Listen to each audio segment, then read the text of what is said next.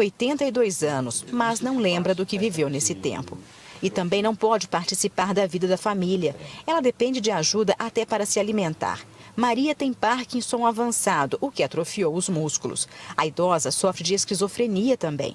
Segundo o filho dela, o que alivia um pouco o sofrimento da mãe é esse remédio, Excelon, que custa em torno de R$500. A família conseguiu o medicamento pelo SUS, mas a entrega está atrasada. Eles dizem que não tem, não sabe quando vai ter.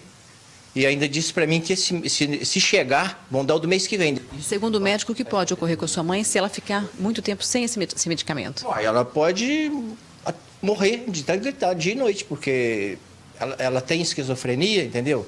Tem Parkinson. E esse remédio é o único remédio que segura ela. Ela pode gritar noite e dia até morrer.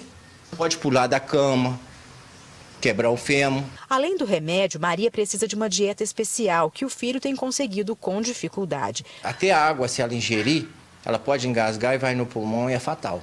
Então, nem água passa na garganta dela, como dirá alimentação sólida, né? Repassamos ao Aldo a informação da assessoria de imprensa da Secretaria de Saúde de Juiz de Fora. Em nota, os assessores explicaram que o processo de compra do Excelon está em fase final e que apenas aguardam que o fornecedor faça a entrega. A previsão é de que o remédio esteja disponível no início de novembro.